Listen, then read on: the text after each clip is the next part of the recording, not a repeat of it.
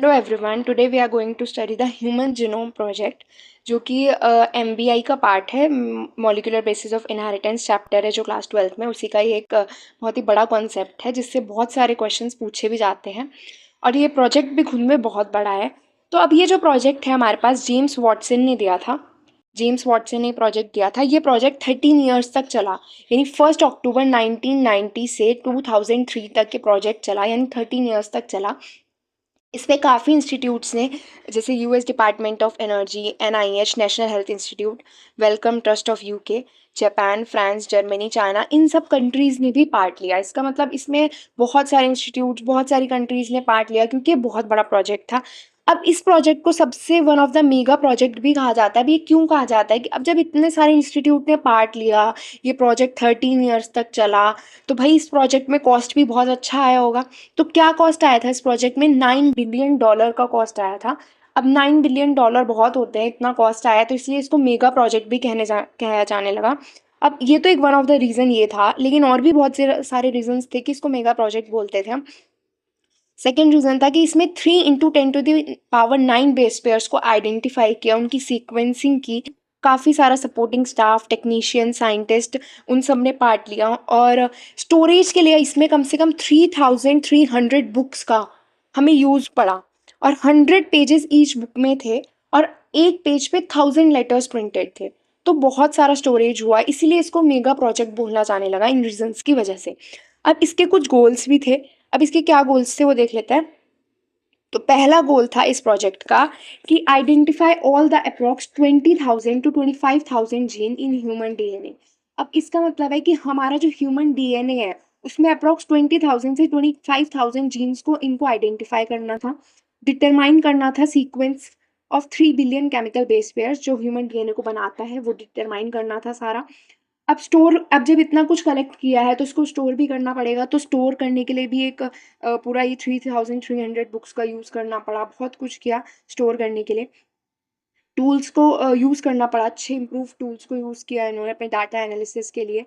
अब जब इतना कुछ था तो इसको ट्रांसफ़र भी करना पड़ता बहुत इंडस्ट्रीज़ को, अदर सेक्टर्स को, तो उस सब का भी इनको ध्यान रखना पड़ा। उसके बाद अब क्या प्रॉब्लम एक आई थी ना, अब एक चीज़ बहुत कॉमनली पूछी जाती है, एलसी। एलसी का फुल फॉर्म होता है ethical, legal and social issues.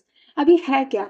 अब क्या है ना, देखो, जब इतना बड़ा प्रोजेक्ट है, हमने इसका मेन मोटिव क्या बताया कि 20,000 से 25,000 जीन्स हम ह्यूमन डीएनए में कौन से हैं उनको आइडेंटिफाई करेंगे। भाई 3 बिलियन केमिकल बेस पेयर्स जिससे हमारा डीएनए बनता है उसको देखेंगे।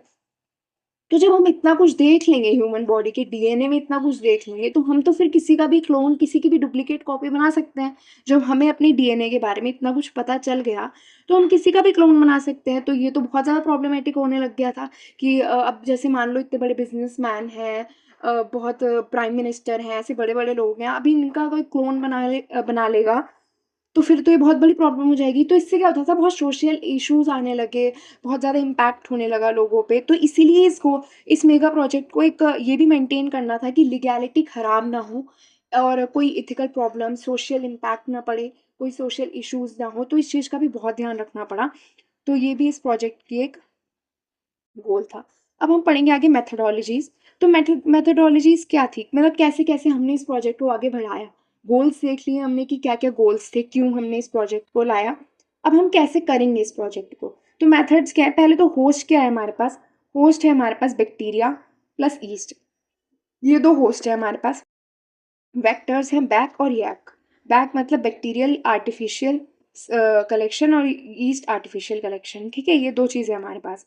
अब इसमें आते हैं सीक्वेंस एनोटेशन और एक्सप्रेस्ड सीक्वेंस टैग्स। तो ये चीज़ होती क्या है, अब हम नेक्स्ट पेज पे देखेंगे। अब सीक्वेंस एनोटेशन क्या है? देखो, सीक्वेंस एनोटेशन होता है, अब ये सेंगर सीक्वेंसिंग ने, सेंगर एक पर्सन थे, उन्होंने ये दिया था हमें, सेंगर उन्हीं के नाम से है ये।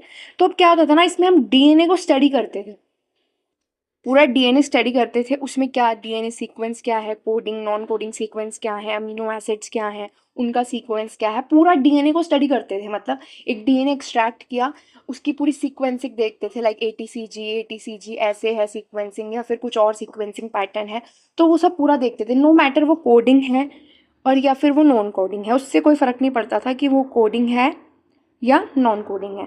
तो वो दोनों चीज़ देखते थे, और अमीनो एसिड जो मतलब उस सीक्वेंस में अमीनो एसिड प्रोटीन्स को सिंथेसाइज करते हैं वो कोड कौन सा है वो सब भी देखते थे, ठीक है। ये तो हमारे पास सीक्वेंस एनोटेशन का पार्ट था, ठीक है, ये सीक्वेंस एनोटेशन है। लेकिन अब एक्सप्रेस्ड सीक्वेंस टैग्स क्या है? देखो सीक्वेंस में तो हमने पूरा डीएनए को स्टडी किया, ठीक है, लेकिन एक्सप्रेस्ड सीक्वेंस टैग्स में हम पूरा डीएनए स्टडी नहीं करते हैं, हम इसमें वो एमआरएनए स्टडी करते हैं जो हमारे पास, हम इसमें एक्सट्रैक्ट करते हैं एमआरएनए को, और उस एमआरएनए को स्टडी करते हैं पहले उसको रिवर्स ट्रांसक्रिप्टेज से, जो हमें पता है कि एंजाइम है रिवर्स ट्रांसक्रिप्टेज, उससे हम उसे डीएनए में कन्वर्ट करते हैं, ठीक है, डीएनए में कन्वर्ट करेंगे। उसके बाद क्या होगा, वो दोनों चीज़ आरएनए और डीएनए तो आपस में वो हो जाएंगे, जुड़ जाएंगे। उससे क्या होगा, हम हमारे लिए ईजी नहीं होगा, तो हमें आरएनए से उसे तोड़ना पड़ेगा। अब जब हम उसे तोड़ देंगे तो सिंगल स्ट्रैंडेड डीएनए मिलेगा हमें, फिर हम उसे पॉलीमरेज कराएंगे और डबल स्ट्रैंडेड डीएनए बना लेंगे। लेकिन हमने इसमें जो पढ़ा ना, वो सिर्फ वो पार्ट पढ़ा इसमें एक्सप्रेस सीक्वेंसिंग टैग्स में, वो चीज़ पढ़ी जो सिंथेसाइज करती है प्रोटीन, यानी जो कोडिंग करता है उसी को पढ़ा, सिर्फ उसी एमआरएनए को पार्ट, उसी एमआरएनए के पार्ट को स्टडी किया, पूरा डीएनए स्टडी नहीं किया, ठीक है। तो ये इसमें हमारे पास दो मेथोडोलॉजीज ये होती हैं, इस तरह से हम स्टडी करते हैं, पहले डीएनए को करते हैं, फिर एक्सट्रैक्ट करके एमआरएनए को स्टडी करते हैं। तो ये चीज़ें हम इसमें करते हैं। अब इसमें पहले हम पढ़ेंगे साइलेंट फीचर्स, जो कि एनसीईआरटी में ही गिवन है। तो ये साइलेंट फीचर्स हैं हमारे पास ह्यूमन जीनोम प्रोजेक्ट के। तो पहला हमारे पास है, ये हमें एज इट इज़ याद ही रखने हैं क्योंकि ये स्टेटमेंट्स हैं, तो ये एज इट इज़ पूछी जाती है। पहला है human genome contains 3164.7 million base pairs. हमारे ह्यूमन जीनोम में 3164.7 बिलियन बेस पेयर्स प्रेजेंट हैं। और हमारा फिर सेकंड बोल रहा है एवरेज जीन जो होता है ना, वो 3000 बेसेस कंटेन करता है। मतलब एक एवरेज जीन 3000 बेसेस कंटेन करता है, मतलब वेरी कर सकता है साइज, ग्रेटली वेरी करता है साइज हमारे पास। अब उसके वेरी कैसे करता है देखते हैं। Largest known human gene being dystrophin. अब सबसे बड़ा जीन जो लार्जेस्ट नोन ह्यूमन जीन है वो कौन सा है? डिस्ट्रोफिन, ठीक है। ये कौन सा है हमारे पास? डिस्ट्रोफिन। तो अभी जो डिस्ट्रोफिन है ये हमारे पास, इसके पास 2.4 मिलियन बेसेस हैं। 2.4 मिलियन बेसेस बहुत ज़्यादा होते हैं, इसीलिए लार्जेस्ट ह्यूमन जीन है। अब इसमें एक चीज़ और होती है, अभी डिस्ट्रोफिन है ना, डिस्ट्रोफिन ही प्रोटीन रिलीज करता है। अब जो डिस्ट्रोफिन प्रोटीन ये रिलीज करता है ना, अगर वो तो प्रोटीन हमारे पास बॉडी में कम बन रहा है तो उस पर्सन को तो बेकर मस्कुलर डिस्ट्रॉफी होगी। अगर ये प्रोटीन बनता ही नहीं है तो उस पर्सन को हमारे पास डिशन मस्कुलर डिस्ट्रॉफी हो सकती है। तो ये दो चीज़ है हमारे पास इस डिस्ट्रोफिन से होती हैं, और ये लार्जेस्ट ह्यूमन जीन भी है, ठीक है। उसके बाद थर्ड है हमारे पास total number of genes is estimated 30,000 much low. अब जो टोटल नंबर ऑफ जीन्स हमने एस्टिमेट किए वो 30,000 अप्रॉक्स थे, उससे भी जो पहला एस्टिमेट था 80,000 to 1,40,000 का, उससे भी कम थे। ये एज इट इज़ डाटा है, थोड़ा याद रखना है। अब एक चीज़ और इसमें क्या बोली है, almost all 99% nucleotide basis are exactly the same in all people. अब इसका क्या मतलब है? देखो ऑलमोस्ट ऑल 99.9% हमारे पास जो बेस, आप हो या मैं हूँ या कोई भी पर्सन है, तो उन दोनों में 99.9% सिमिलैरिटी है जीन्स में, सिर्फ 0.1% का डिफरेंस है। मतलब आप लोग हम सब में सिर्फ 99.9% सारे, मतलब 99.9% तो पूरा सेम है, ठीक है। हम लोग इसलिए सिमिलर हैं, बट पूरे एग्जैक्टली तो कॉपी नहीं है ना एक दूसरे की, क्योंकि 0.1% का डिफरेंस भी है, ठीक है। अभी इसमें क्या बात बोली कि फंक्शंस आर अननोन, मतलब अभी भी ऐसे 50% डिस्कवर्ड जीन्स तो हैं जिनके फंक्शन अभी तक पता ही नहीं है, इनके फंक्शन अननोन है अभी तक भी। और ये बोल रहा है less than 2% of the genome codes for protein, यानी सिर्फ 2% से भी कम जीन जो है वो प्रोटीन के लिए कोड करता है। अब इसका क्या मतलब है कि फिर 98% जो है वो जंक डीएनए है। ऐसा कहते हैं कि वो जंक डीएनए है, बट वो जंक डीएनए बेसिकली होता नहीं है, क्योंकि वो भी बहुत चीज़ें करता है, ट्रांसक्रिप्शन करता है, आइडेंटिफिकेशन में हेल्प करता है, तो वो जंक डीएनए नहीं होता। उसके बाद बोल रहा है repeated sequences makeup very large protein. मतलब रिपीटेड सीक्वेंसेस से ही हमारा पूरा ह्यूमन जीनोम बना है, एटीसीजी ऐसे करके रिपीटेड सीक्वेंसेस से ही बना है। Repetitive sequences are stretches of DNA sequences that are repeated many times, sometimes 100 to 1000 times. They are thought to have no direct coding function. तो अब ये बोल रहा है कि जो रिपीटेड सीक्वेंसेस है ना, वो डीएनए का ही पार्ट है, हमें पता है वो डीएनए का ही पार्ट है, वो रिपीट होते हैं बार बार, एटीसीजी ऐसे ऐसे करके रिपीट होते हैं। तो अब वो बोल रहा है ना कि इनका कोई रोल नहीं है कोडिंग में। हाँ तो नहीं है, ये नॉन कोडिंग है हमारे पास जो ये रिपीटेटिव फंक्शंस होते हैं ना, ये सब नॉन कोडिंग होते हैं, ये कोड करते ही नहीं है, ठीक है, ये नॉन कोडिंग है, लेकिन इनका भी अपना काम होता है बहुत। अभी हम आगे बढ़ेंगे। अब इसके बाद एक ये लाइन बहुत इंपॉर्टेंट बोल रहा है, क्रोमोसोम 1 हैज़ मोस्ट जीन 2968।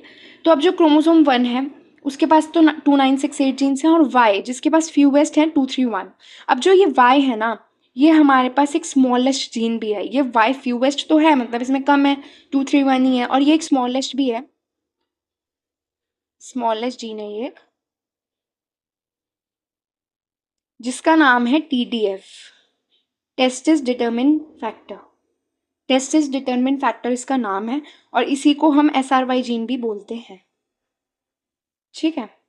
तो ये एक चीज़ है। अब इसके बाद एक ये आता है कि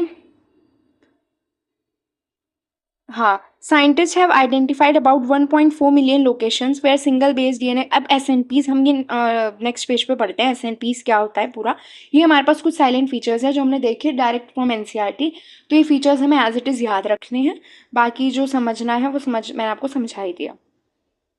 तो अब ये SNPs क्या होता है, ठीक है, ये देख लेते हैं। हाँ, तो SNPs क्या है, सिंगल न्यूक्लियोटाइड पॉलीमॉर्फिज्म। अब ये चीज़ क्या होती है, सिंगल न्यूक्लियोटाइड पॉलीमॉर्फिज्म। अब देखो, किसी मान के चलो कोई A पर्सन है, कोई B पर्सन है, और कोई C पर्सन है, ठीक है। अब जो A पर्सन है इसमें पूरा सीक्वेंस है, ये लिखा हुआ है GCA TCG CG CG। B person में GCA A CG CG CG, ठीक है। C पर्सन में GCA C CG CG CG, ये पूरा सीक्वेंस है। अब आपको देख रहा होगा कि सब कुछ सेम है, बस ये जो मैंने ये किया हुआ है बॉक्स में बनाया हुआ है, ये चीज़ एक डिफरेंट है तीनों पर्सन में, बाकी सब कुछ सेम है। तो इसका मतलब होता है सिंगल न्यूक्लियोटाइड पे सिर्फ चेंज है, मतलब वेरिएशन सिर्फ एक सिंगल न्यूक्लियोटाइड पे है, तो इसे बोलते हैं SNP।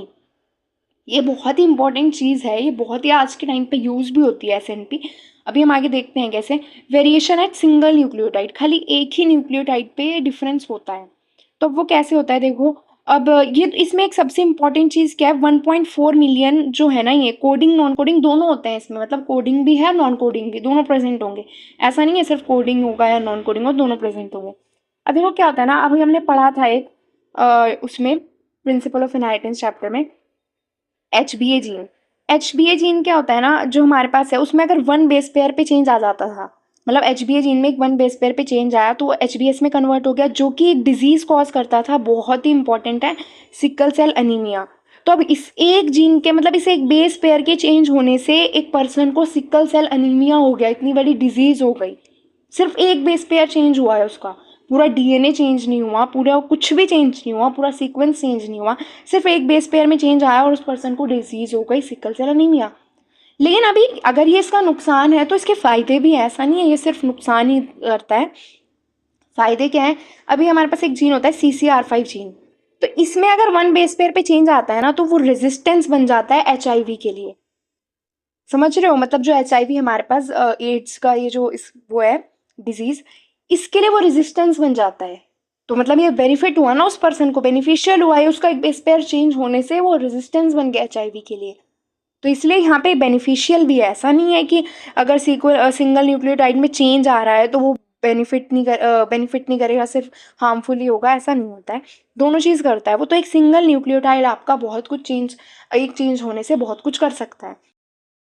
तो ये है इसमें SNP का रोल। अब एक चीज़ और होती है कि देखो SNP आज के टाइम पे कैसे यूज़ होती है ना, लाइक अगर मान के चलो कोई कैंसर पेशेंट है, ठीक है। अभी कैंसर पेशेंट में क्या है कि मान के चलो अभी उसका हम देखते हैं कि SNP, अभी कुछ SNPs ऐसी होती है कि जैसे अगर मान के चलो इस पर्सन में SNP है, तो हम पता लगा लेंगे कि इस पर्सन को शायद ये डिजीज़ है, ठीक है। मतलब हमें पूरा ऐसे नहीं कि उसका देखना ही पड़ेगा पूरा DNA पूरा सीक्वेंस, अगर वो उसमें SNP एक सिंगल SNP प्रेजेंट है तो उस पर्सन को वो डिजीज़ होगी। और आज के टाइम पे कैंसर पेशेंट्स को भी अगर हमें आइडेंटिफाई करना है तो हम SNPs भी देखते हैं कई बार कि SNP है उस पर्सन में, नहीं है, अगर है तो वो कैंसर उसको हो सकता है। मतलब पता चल जाता है कि अगर ये SNP उसमें प्रेजेंट है तो PCOD कैंसर ये सब चीज़ें उससे हो सकती हैं। तो ये SNPs इसलिए भी हेल्पफुल हैं आज के टाइम पे बहुत, ठीक है। अब हमारे पास लास्ट पार्ट आता है इस ह्यूमन जीनोम प्रोजेक्ट का, जो हमने लिखा था वो 98% जंक DNA है। तो वो जंक DNA है क्या, वो रिपीटेटिव सीक्वेंसेस हैं, ठीक है, जो हमने बोला नॉन कोडिंग है। अभी देखा ना, रिपीटेटिव सीक्वेंसेस नॉन कोडिंग है हमारे पास, अभी NCERT के साइलेंट फीचर्स में भी देखा। तो ये नॉन कोडिंग होते हैं। अब इसमें भी ऐसा भी हो सकता है कि वो कोडिंग या तो वो विदाउट गैप हो, जैसे ATCG मतलब नॉन कोडिंग जो ये रिपीटेटिव सीक्वेंस हैं ये विदाउट गैप रिपीट हो रहे हो, ATCG ऐसे करके, या फिर गैप के साथ रिपीट हो रहे हो, ATCG AATC, मतलब फिर एक गैप आया फिर आया, ऐसे करके रिपीट हो रहे हो। तो ये दो तरह के सीक्वेंसेस हो सकते हैं। अब देखो हम एक चीज़ और सोचते हैं ना कि ये रिपीटेटिव सीक्वेंसेस अगर नॉन कोडिंग है तो हम इन्हें पढ़ ही क्यों रहे हैं, ये जंक डीएनए है तो हमें पढ़ने की ज़रूरत ही क्या है, ये तो जंक डीएनए है ना, हम इसे नहीं पढ़ते हैं, छोड़ो। हमारा जो 1% है, जो 2% है, हम वो पढ़ेंगे क्योंकि वही काम का है, वही प्रोटीन बना के देगा, वही सब हमारे बॉडी के फंक्शन कराएगा, तो वही काम का हुआ। लेकिन नहीं, जो एक क्रिमिनल साइंस होती है, फॉरेंसिक साइंस होती है, वो सब इसी चीज़ पे तो चलती है। जो ये हमारा जंक डीएनए है, ये नॉन कोडिंग डीएनए है, इसी पे पूरा डीएनए फिंगरप्रिंटिंग बेस्ड है। जो पूरा डीएनए फिंगरप्रिंटिंग हम पढ़ते हैं किसी पर्सन, क्रिमिनल को, फॉरेंसिक साइंस जो आइडेंटिफाई करती है, वो सब इसी के बेसिस पे चलता है, रिपीटेटिव सीक्वेंसेस के बेसिस पे। तो इसीलिए इसको पढ़ना बहुत इंपॉर्टेंट है। इस नॉन कोडिंग जीन्स को पढ़ना इसलिए इंपॉर्टेंट हो जाता है क्योंकि आगे डीएनए फिंगरप्रिंटिंग में तो हम इसको पूरा डिटेल में पढ़ते हैं, तो इसीलिए हमें इसको पढ़ना पड़ता है, इस जंक डीएनए को भी। ठीक है, तो इस ह्यूमन जीनोम प्रोजेक्ट में तो हमारे पास इतना ही है। So thank you so much. आगे हम डीएनए फिंगरप्रिंटिंग भी पढ़ेंगे नेक्स्ट वीडियो में। Thank you so much.